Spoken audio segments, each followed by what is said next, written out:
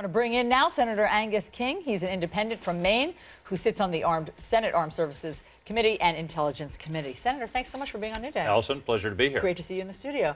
Let's talk about what happened over the weekend. Boko Haram pledged its allegiance to ISIS, thereby making their reach bigger and their numbers bigger. How significant is that? It can't be good news. First thing to know about Boko Haram is what their name means. Western education is forbidden. That's what Boko Haram means. Right? That tells you where we're starting with this group, and it expands the reach of these groups worldwide, of ISIS, and this is a serious problem. We've got a group that's they're bent on some reaching as far as they can. And into Africa. There's a lot of discontent in Africa. Al-Shabaab is in Somalia. So this is bad news. What's the implication, though? You can look at it two ways. One is that they'll say, well, the Arab, their culture, they look down on the African culture, so this probably doesn't mean anything. The Africans usually relegated to suicide missions within those terror structures. Or is this the beginning of true consolidation? First Boko Haram, maybe Al-Qaeda, AQAP, and then you have a consolidated terrorist mass against you. And they have, I think that is the concern. And they have combined resources and information. And, this is an age of sharing information. And now we've got a whole new set of people we have to be careful about at airports and all of those kinds of things. And, of course, on top of all this, the intelligence people tell me the really scary thing is lone wolves.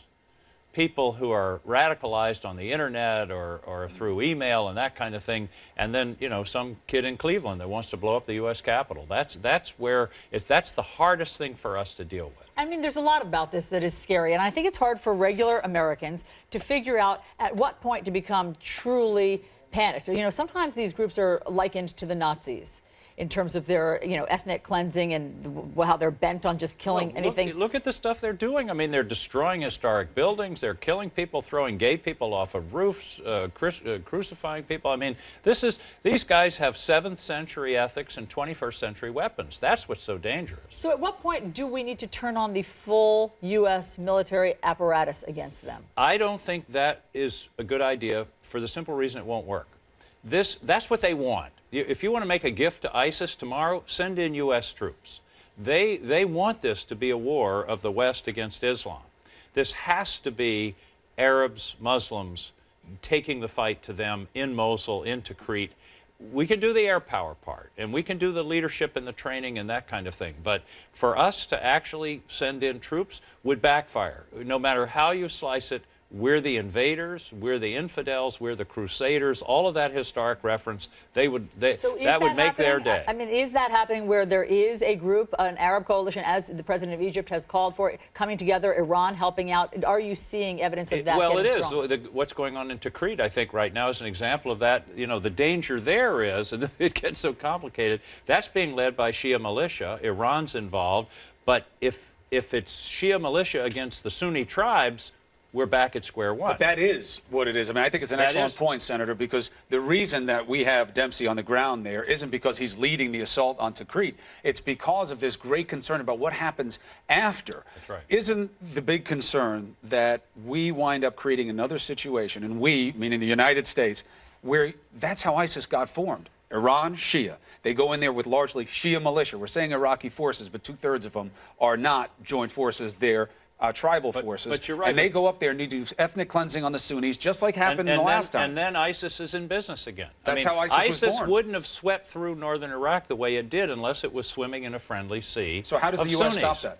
Well, I think you're right. I think that's part of Dempsey's mission. I think that's the word that we have to get. I mean, a lot of what we're seeing, ISIS is a direct result of Maliki's maladministration, of not dealing with the Sunnis, of discriminating against them, suppressing them.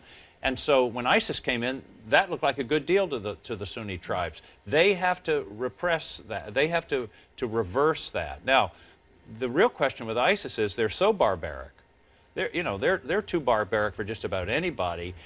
I think there's a risk that they'll implode, that they'll alienate the local population. There's now anecdotal evidence coming out of Mosul, coming out of Tikrit, coming out of Raqqa in northern Syria, that people are getting a little fed up with, hands cut off, people being forced to have blood drawn in order to give it to the troops, their daughters having to marry the soldiers. They can wear out their welcome, in effect, but we have to be sure that the Shia militia in Iran doesn't reverse that kind of thing and make these guys look good again. Let's talk about the Iran nuclear talks that are going on. Should the U.S. Congress have the right to sign off on any agreement before it is codified? The short answer is yes. On what basis? That may be the shortest answer you ever get from a politician. On what basis? Because the sanctions were created by Congress.